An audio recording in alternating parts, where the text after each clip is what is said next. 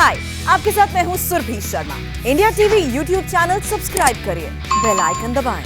मैं पूछूं? जी बिल्कुल, आप ही के पास। मेरे पास है। चलिए, अजय जी ने मौका दिया, मैं दाग देता हूं। रोमियो जी, स्वागत है आपका। पूरे मैच को बड़े कीनली आप देख रहे थे, बहुत ध्यान से देख रहे थे। मुझे तो इस हार में भी बहुत बड़ी जीत दिख रही है हिंदुस्तानी महिला हॉकी टीम की, लेकिन आप क्या कहना चाहेंगे? बड़ा नजदीकी और बहुत बेहतरीन मुकाबला देखने को मिला। मेरे हिसाब से तो बहुत अच्छा खेली टीम अपनी। जब डाउन थी 2-1 भी एंड तक के प्रेशर डाला, एंड तक के। वो जो लास्ट में भी जो 2-3 अटैक करे हैं हमने, दैट शोज कि एंड टू एंड खेली है महिलाओं की टीम, और 100% दिया है। और वही कहीं पीसी कन्वर्ट हो जाता है एक आध, और ये फील्ड गोल एक आध हो जाता है, 2 गोल हो जाता है आराम से। और हम अपने से ऊंचे वाले वरीयता से खेल रहे हैं अर्जेंटीना से, और मेरे हिसाब से तो दे प्लेड बहुत अच्छा गेम। इसमें कोई शक नहीं कि हमने बहुत अच्छा प्रदर्शन किया। लेकिन रोमिल जी, अगर आज के हमारे इस पूरे गेम को आप देखें तो आपको ऐसा क्या लगता है कि किस बात को सबसे ज्यादा आज एड्रेस करने की आवश्यकता है? क्योंकि हमारे पास सबसे बड़ी चुनौती है कांस्य पदक जीतने की। हाँ, अब है जो ग्रेट ब्रिटेन से मैच है, मनोवैज्ञानिक तौर पे तो हम उनसे जीते हैं उसमें लीग मैच में, सॉरी क्वार्टर फाइनल में, सॉरी अपना इसमें नहीं लीग मैच में शायद हारे हैं ग्रेट ब्रिटेन से। तो it doesn't make difference. England से हम 1-4 हारे हैं रोमियो जी, 1-4 हार गए थे हम। तो वो चीज अब पीछे छोड़ दीजिए, क्योंकि लास्ट के जो 3 मैच हैं, 4 मैच लीग के 2 मैच और ये एक ऑस्ट्रेलिया वाला मैच, ये जीत के आई है। और आज का मैच भी बहुत अच्छा खेले हैं लड़कियां, बहुत अच्छा खेली है। तो यही पॉजिटिव थॉट्स लेके आप ब्रॉन्ज मेडल के लिए उतरेंगी लड़कियां, तो मेरे हिसाब से तो और हमारी सबकी प्रार्थनाएं आपके हिसाब से स्ट्रैटेजी में क्या इंक्लूड करना चाहिए जो कि ब्रिटेन की टीम पर हमारी टीम के लिए एक फायदेमंद पहल हो सकती है? क्या मशवरा है आपका? थोड़ा सा अपना डिफेंस पैक रखे, और मिडफील्ड जो है जो मिडफील्ड की पासेस हैं, they should be on the stick to the forwards. और जो लास्ट पास जो खेलती हैं हमारी लड़कियां, वो भी थोड़ा इम्प्रूवमेंट चाहिए। लास्ट पास जो डी के आसपास, डी के टॉप पे है, क्यों वहीं पे पीसी बनता है या टाई ब्रेकर, और उसमें फील्ड ड्राइव होती है, वहीं पे है। तो they can improve on that उसमें। जी, जयदीप कौर, आपको मेरी आवाज आ रही है? क्योंकि मेरे प्रोड्यूसर्स बोल रहे हैं शायद आवाज आपको जा नहीं रही। जी जयदीप जी, आपको मेरी आवाज जा रही है? Yes sir, I can. जी, बहुत जबरदस्त खेली, बधाई हो महिला हॉकी टीम। हम तो खुश हो गए, लगातार पिछले 2 घंटे से हम अपडेट्स दे रहे हैं। हम ऐसे पहले कमेंटेटर होंगे जिनके पास विजुअल्स नहीं था, लेकिन मैंने ऐसा अपडेट दिया कि शायद लोगों को मुकाबला दिख गया होगा। लेकिन जयदीप जी, इस मुकाबले का मैं वही पूछना चाहता हूं कि आपका दिल खुश हुआ हिंदुस्तान के परफॉर्मेंस को देख के? हारने के बाद भी बहुत जबरदस्त हमारी टीम खेली है यहां तक पहुंचकर। जी बिल्कुल सर, देखिए पहली बात तो हमने सेमीफाइनल में एंटर करके हमने वुमेन्स टीम ने हिस्ट्री क्रिएट कर ही दिया था। सो हमारे ऊपर उतना प्रेशर नहीं था।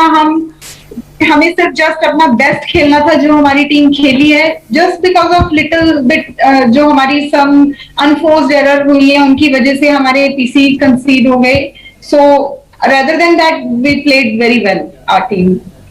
जयदीप जी, आपने एरर्स की बात की, ऐसी एक बड़ी गलती आपको क्या लगी जो हमारी तरफ से हुई, जो अगर नहीं हुई होती तो शायद हम आज 2-2 या 3-2 के स्थिति पर होते? सर जो हमने पीसी कंसीड किए हैं, जैसे काउंटर अटैक में हमारी टीम नंबर ऑफ डिफेंस हम ज्यादा हैं, और वो 2 अटैकर हैं, हम 5 इन नंबर्स हैं। तो वहां पे हमें उस चीज को हमें डिफेंस करके पीसी नहीं देना चाहिए था। मेरे हिसाब से जो गोल हुआ है उसमें नंबर ऑफ डिफेंस हम ज्यादा थे। तो अगर उस जगह पे पीसी कंसीड ना होता तो हम ड्रॉ रह सकते थे और इस मैच की कुछ और सिचुएशन हो सकती थी। जयदीप जी, अगर इस मैच की आपने बहुत अच्छी बातें की जो जिस हार के कारण हमने देखे हैं, आपको अगर ये जिस तरीके से हम ऑस्ट्रेलिया के खिलाफ जीते, फिर अर्जेंटीना के खिलाफ जब हम खेल रहे थे, मुझे जो बॉडी लैंग्वेज की मैं बात कर रहा हूं, रणनीति के अलावा मुझे बॉडी लैंग्वेज बड़ी पॉजिटिव लगी। रोमियो जेम्स जी ने भी यही कहा, जब आने से पहले मैं अजय जी के साथ यही बात कर रहा था कि बहुत पॉजिटिव हॉकी खेली है, और आखिरी तक ऐसा नहीं लगा कि बॉडी लैंग्वेज देख के कि हम हार रहे हैं। शोल्डर्स जिसको कहते हैं ना, कंधे झुके हुए नहीं थे हिंदुस्तान की लड़कियों के। बिल्कुल बिल्कुल सर, आप कह सकते हैं हमें फर्स्ट मिनट में ही हमारी टीम ने स्कोर किया है, और उसके बाद पोजीशन रखना through out the third quarter, और बॉडी लैंग्वेज बिल्कुल हमारी लड़कियों की परफेक्ट थी, फिटनेस में कोई कमी नहीं थी। जस्ट इट्स अ लक कि नहीं हमारा हुआ, साथ दिया, बट हमारी लड़कियां बहुत अच्छा खेली हैं हमारी टीम। बिल्कुल। अब रोमियो जी, मैं एक सवाल आपसे पूछना चाहता हूं। आज हमारी जो महिला हॉकी टीम है उसमें कई ऐसे खिलाड़ी हैं जिनके घरों पर अगर आप जाएं तो हॉकी नाम की चीज भी दिमाग में उतरती नहीं है, लेकिन ये वो महिलाएं हैं जिन्होंने आज हिंदुस्तान का नाम रोशन किया है। कितना फर्क पड़ जाता है जब आप एक बहुत ही अवेयर बैकग्राउंड से आते हैं और या फिर आप कुछ ऐसी जगहों से निकल कर आते हैं जहां आपको बहुत मेहनत करनी पड़ती है और अपने आप को प्रूव करना पड़ता है।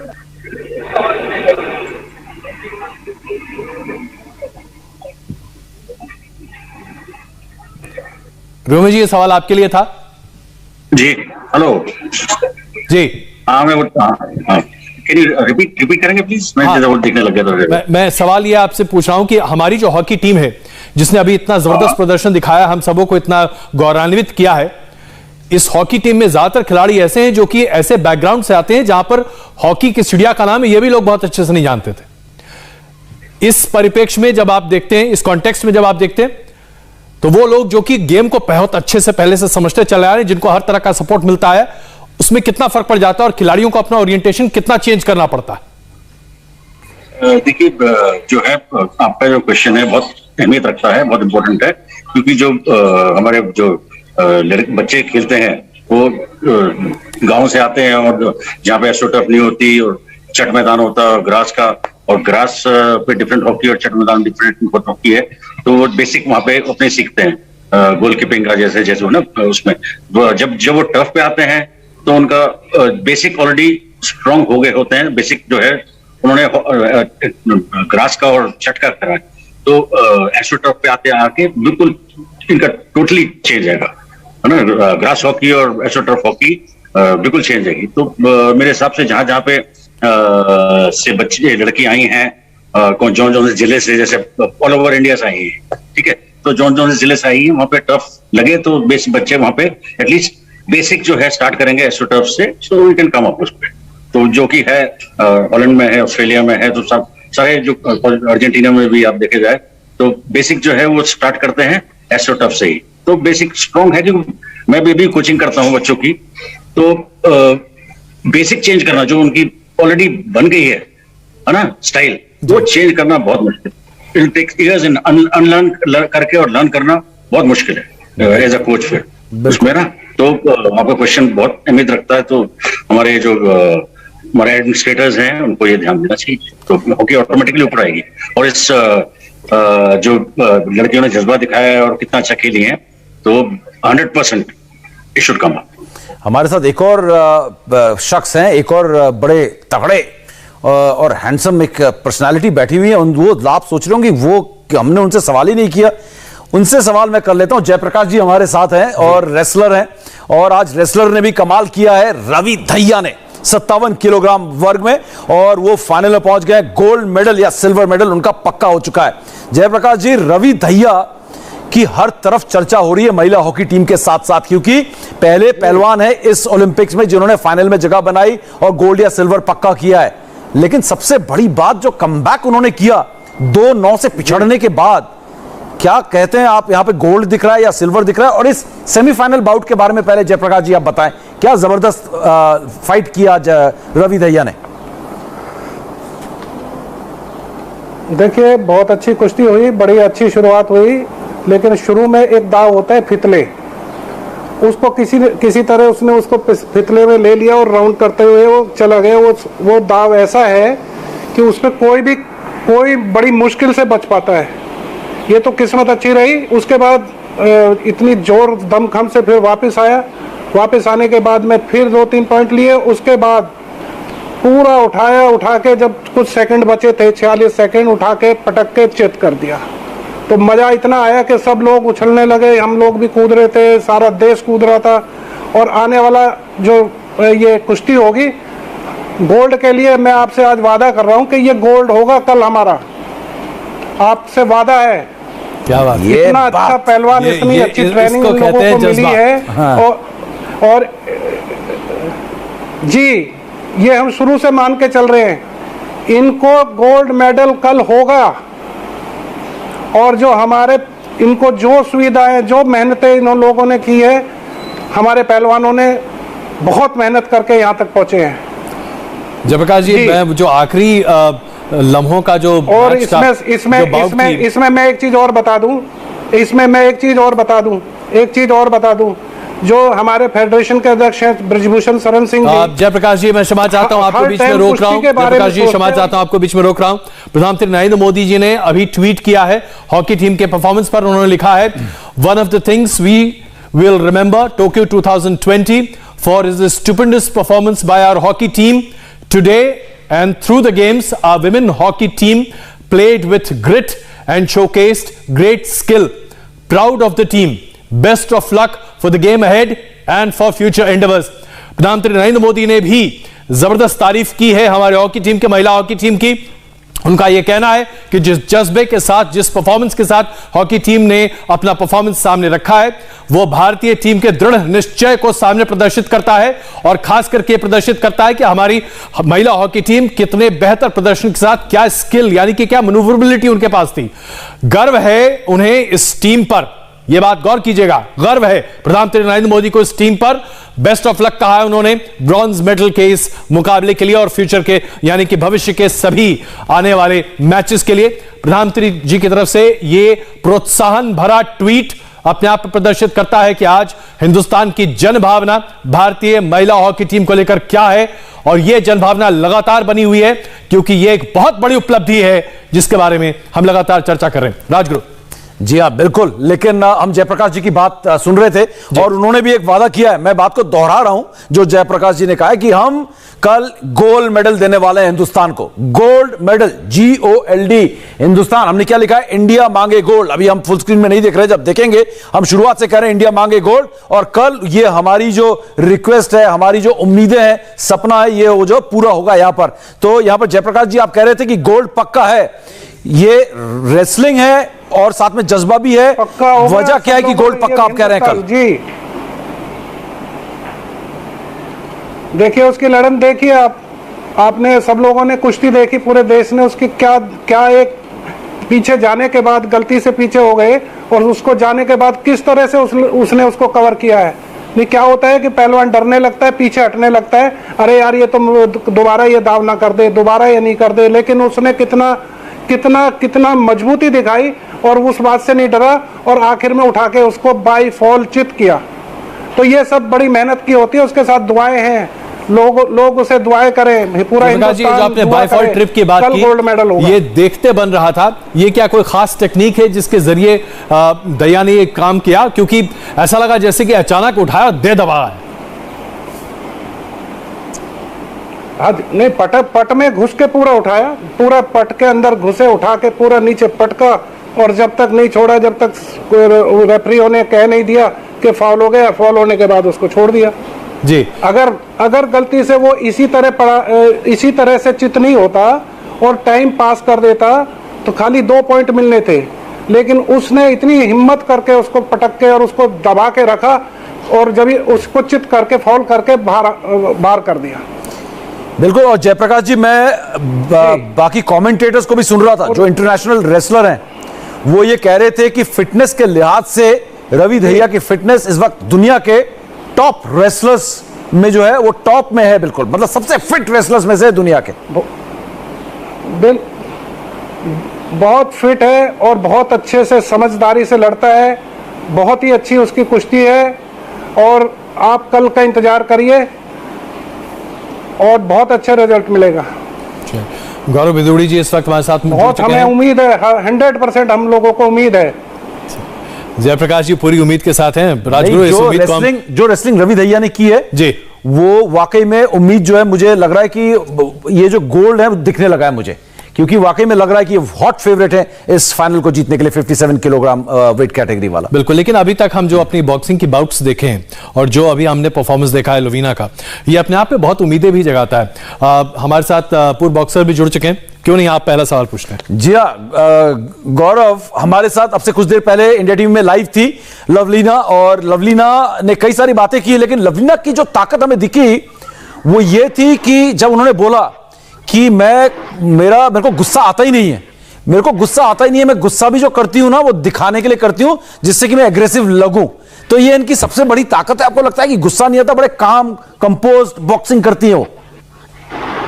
हाँ, लवलीना बहुत ही कंपोस्ट बॉक्सर है। उसका नेचर भी देखेंगे, बहुत पोलाइट है, सबसे बहुत काम, मतलब बच्चे की तरह वो रहती है। कभी ऐसे एग्रेसिव देखा भी नहीं है मैंने भी उसको।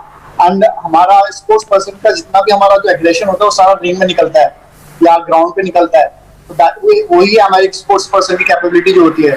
तो वही उसने दिखाया क्वार्टर फाइनल में, कैसे उसने वर्ल्ड रैंक बॉक्सर को, जो रिनाउंड फॉर्मर वर्ल्ड चैंपियन थी, उससे पहले भी प्री क्वार्टर में अच्छे बॉक्सर्स को मारा। तो ये सब उसी की काबिलियत थी, जो उसने अंदर जो गुस्सा अंदर दबा के रखा हुआ था वो सब बॉक्सिंग रिंग में निकाला।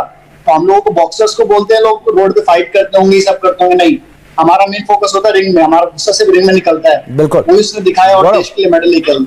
गौरव, और एक और बात जो हम भी कह रहे थे और लवलीना ने भी कहा, आपने बाउट देखा है तो आपके मैं एक्सपर्ट कमेंट चाहूंगा कि उन्होंने कहा मैं अपने हाइट का एडवांटेज ना इस टर्किश बॉक्सर के खिलाफ ले नहीं पाई, क्योंकि उनकी रणनीति बहुत अच्छी थी, बहुत एक्सपीरियंस था और मुझे सीखने को मिला है। तो वो जो एडवांटेज है लंबी चौड़ी रीच का, हाइट इतनी अच्छी है, करीब 6 फुट की वो है, 5 फुट 10 इंच की, तो ये आज काउंटर बहुत अच्छा किया टर्किश बॉक्सर ने सेमीफाइनल में लवलीना के खिलाफ। तो बहुत लेसन्स मिले होंगे लवलीना को इस बाउट से आज।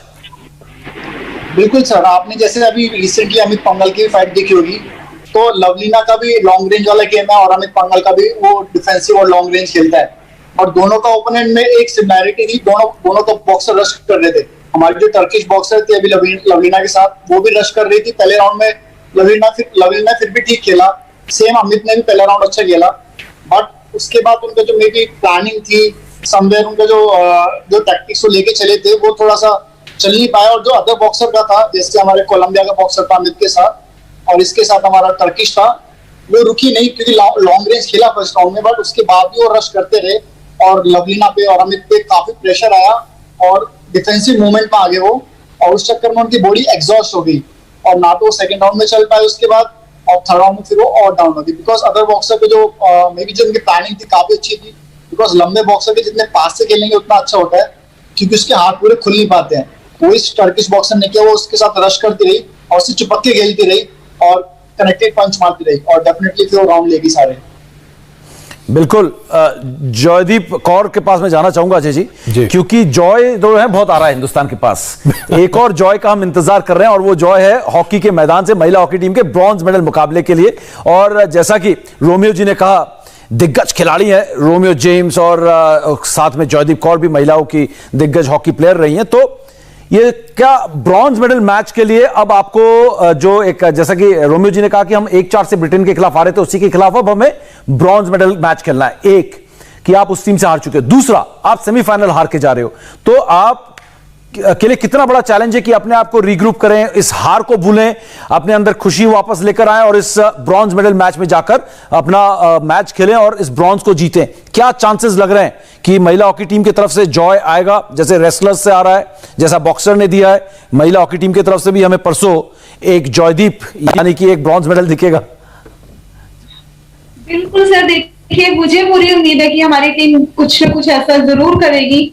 और जैसे कि हमने क्वार्टर फाइनल और सेमीफाइनल में बहुत ही अच्छे खेल का प्रदर्शन किया है, हमारी टीम ने बहुत अच्छे मूव्स बनाए हैं। नवनीत कौर है और जो मोनिका है और प्लेयर्स हैं हमारे, डीप डिफेंडर ने भी बहुत अच्छा खेला है, सविता गोलकीपर ने बहुत अच्छे सेव्स किए हैं। तो मुझे पूरी उम्मीद है कि हम ब्रॉन्ज मेडल के लिए उसी स्पिरिट से खेलेंगे और जीतेंगे बिल्कुल। चलिए, क्योंकि जो हमारे पहले क्वार्टर फाइनल और सेमीफाइनल रहे हैं उसमें हमने बहुत अच्छी स्पिरिट से प्रदर्शन किया हमारी टीम ने। अब इसी एक सवाल मैं आपसे जॉयदीप पुरुष हॉकी टीम के संबंध में भी पूछ लूं। कल सुबह 7 बजे मैच है, तो आपको क्या उम्मीदें हैं? आपको लगता है कि पुरुष हॉकी टीम भी हमारा सर ऊंचा करेगी? जर्मनी के खिलाफ बिल्कुल सर, देखिए, कोई भी टीम जब मैच में उतरती है तो वो अपना से यही उम्मीद रखते हैं और उनको पूरी सपोर्ट करते हैं कि वो अपना बेस्ट देके ब्रॉन्ज मेडल हमारे लिए जरूर जीतेंगे हमारी टीम। तो आपको ये एडवांटेजेस दिख रहे हैं आपके पास जर्मनी के खिलाफ, जैसा कि भी राजगुरु बता रहे थे, जर्मनी के खिलाफ मुकाबला है, इतना आसान मुकाबला नहीं है। तो जर्मनी के टीम के खिलाफ भारतीय पुरुष हॉकी टीम के पास क्या वो एडवांटेज है, यूनिकनेस है जो आपको लगता है जिसको हम इनकैश कर सकते हैं? सर बिल्कुल, हमारे प्लेयर बहुत कैपेबल हैं ये प्रदर्शन के, और उनके पास पूरी they are able to defend, और मेरे ख्याल से वो पूरा जर्मनी को जी बिल्कुल रोमियो जी से ही पूछता हूं ये सवाल है ना? बिल्कुल डॉक्टर रोमियो जी, क्या होगा जर्मनी के खिलाफ? अगर हम रीसेंट पास्ट देखें, रीसेंट का मतलब पिछले 15-20 साल का पास्ट, आपके जमाने में नहीं, आपके जमाने में तो आप गोल ठोक देते थे जर्मनी पे, लेकिन पिछले कई सालों से अभी हालांकि जर्मनी की टीम थोड़ी सी हल्की हुई है, लेकिन जर्मनी के खिलाफ हमारा प्रदर्शन अच्छा नहीं रहा है। तो क्या आप रिजल्ट देख रहे हैं जर्मनी के साथ इस ब्रॉन्ज मेडल मैच में? क्योंकि देखिए जयप्रकाश जी ने कह दिया कि कल गोल्ड आ रहा है, तो क्या आप ये कह रहे हैं कि कल ब्रॉन्ज आ रहा है हॉकी मेंस टीम में? आपके मुंह में घी शक्कर है कि नहीं? जब आपने बोला है तो मैं भी पॉजिटिव हूं, है ना? क्यों? बस खाली ये है कि हमारे फॉरवर्ड्स जो है थोड़ा सा तालमेल बना के खेले, है ना? तालमेल बना के खेले, मिडफील्ड जो है फॉरवर्ड को प्रॉपर बॉल रिले करे मिडफील्ड से एंड फॉलो अप करे, एंड हमारे पास दोनों 3 और या पूरी 4 पेनल्टी कॉर्नर एक्सपर्ट्स हैं। तो अगर जो फॉरवर्ड लाइन उनको क्लेवर होना पड़ेगा कल, क्योंकि जर्मन डिफेंस अच्छा है, शुरू से अच्छा रहते हैं। तो जो भी डी के अंदर जब आप एंटर सर्कल के अंदर आप पेनिट्रेट कर रहे हो तो उसका फायदा उठाएं, या पीसी ले, या अगर जो बहुत नैरो एंगल है तो उसमें ट्राई लेने की जरूरत है पीसी लेके, या फिर जो बेटर पोजीशन में है उसको पास करें। तो इंडिविजुअल ना, और पीसी का आई एम श्योर कि कल हरमनप्रीत और रुपिंदर पाल या अमित रोहित दास और वरुण में से कोई ना कोई स्कोर करेगा जी। मेरा ये विश्वास है। और जो है बेल्जियम के अगेंस्ट भी फर्स्ट 3 क्वार्टर बहुत अच्छे खेले, तो सेम जो है जर्मनी के अगेंस्ट खेले तो आराम से हम रजत हमारे ले सकते हैं। रोमियो जी, अब अगर मैं एक बहुत ही आपके लिए गूगली फेंकूं, अगर आज 2 टीमें हमारी हैं हॉकी की, महिला और पुरुष, दोनों ब्रॉन्ज के लिए अपने मैच खेलने जा रही हैं, आज अगर आपको गेस करना हो और आज अगर आपको दाव लगाना हो, किस पर दाव लगाएंगे? मैं तो दोनों पे लगाऊंगा, गर्ल्स, क्योंकि मैं जेंडर वाइज नहीं हूँ, गर्ल्स भी इंपॉर्टेंट है कि नहीं? तो आजकल नारा चल रहा है अपना लड़कियां फर्स्ट हैं, और सारी देखिए आप बॉक्सिंग में, रेसलिंग, उसमें वेट लिफ्टिंग में, और संधू, ये सब गोल्ड, ये मेडल लेके आई हैं, है कि नहीं? तो मेरे लिए दोनों बड़ा, तो मैं ये अच्छा, ये तो डिप्लोमेटिक आंसर हो गया। आप जरा दिल वाला आंसर बताइए, किस टीम को आज आप जब आप असेस करते हैं, क्योंकि आप लोगों को कोच करते हैं, आप जानते हैं एडवांटेजेस और डिसएडवांटेजेस, और विरोध में जो टीमें हैं उसके एडवांटेजेस और डिसएडवांटेजेस भी आपके सामने हैं। किस टीम के पास ज्यादा एडवांटेजियस सिचुएशन है जो कि ब्रॉन्ज मेडल लेकर आ ही जाएगी, ठीक वैसे ही जैसे जयप्रकाश जी ने कहा गोल्ड तो आएगा ही जी? देखिए, हम जो है जर्मनी से ऊपर है वर्ल्ड रैंकिंग में, ठीक है, और इतना अच्छा खेल रहे हैं और गुड हॉकी खेल रहे हैं, और हमारे पास वो है अच्छे पीसी एक्सपर्ट भी हैं, और मंजीत और ये दिलप्रीत जो है गोल स्कोरर भी हैं, अच्छे कोचर्स हैं। तो ये बात हुई हम जर्मनी से ऊपर है। और फिर मैं लड़कियों की बात कर रहा हूँ कि लड़कियां जो हैं इतना अच्छा खेल रही हैं, सुपर, मतलब जिसको बोलते हैं बहुत ही बहुत अच्छा। और लास्ट 2 मैचेस इन लीग भी अच्छा खेले हैं, जीती, और ऑस्ट्रेलिया के मैच भी अच्छा खेले। आज का मैच भी बहुत बहुत अच्छा खेले, क्योंकि लास्ट मोमेंट तक उन्होंने गिव अप नहीं करा, कि लास्ट 10 सेकंड में वो जो बॉल रिकोशिट गई थी बैट के ऊपर से, और वो मेरे हिसाब से शॉट करना बनता था, पर वो पता नहीं क्यों रेफरल वीडियो अंपायर ने नहीं दिया, क्योंकि जो बॉल बैट से लगती है और हवा में और डी के अंदर गिर रही है तो वो 100% पेनल्टी कॉर्नर है। तो जिस तरह से लड़की खेल रही हैं और जैसे अभी तक फिनिश करा आज भी, जी। और बहुत ही पॉजिटिव और बहुत एग्रेसिव और अच्छा खेल रही है, तो मेरे हिसाब से वो भी ब्रॉन्ज मेडल के लिए। बिल्कुल। एक सवाल मैं जाते जाते दागना चाहता हूं जयप्रकाश जी, छोटा सा जवाब, क्योंकि मुझे आदेश आ गया है कि हमारे को ब्रेक लेने का वक्त हो गया है। आखिरी 4 दिन बचे हुए ओलंपिक में, और क्या रेसलिंग में हमें 3 मेडल दिख रहे हैं यहां पर? बजरंग पुनिया, विनेश फोगाट और रवि दहिया तो है ही हैं।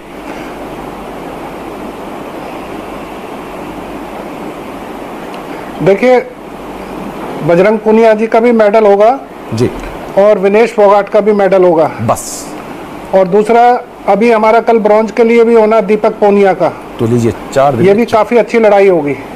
बिल्कुल, रिपेशाज में वो भी शामिल है। हेलो, यानी कि जी, जी हाँ, आवाज आ रही है हमारी? आपकी बात सुन रहे हैं। बिल्कुल, 4 जी। मेडल्स की पूरी उम्मीद है रेसलिंग से, और 2 मेडल की उम्मीद है अब हॉकी से। जाहिर सी बात है, और जैवलिन को हमें नहीं भूलना चाहिए। बिल्कुल, javelin वहां भी पर है। भी एक अभी मेडल की पूरी उम्मीद है। 4 दिन में मैं 5 मेडल देख रहा हूं यहां पर। बिल्कुल, तो हम अभी मेडल तालिका में बहुत कुछ आगे देख रहे हैं। आप सबका बहुत धन्यवाद, हमारे साथ आपने चर्चा की।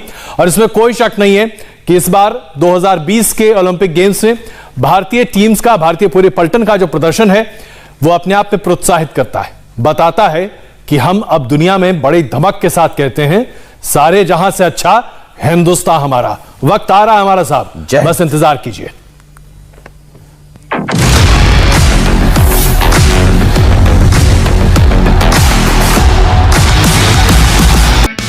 हाय, आई एम सुरभि शर्मा। खबरों से अपडेट रहने के लिए India TV YouTube channel subscribe करिए, साथ में बेल आइकन जरूर दबाएं।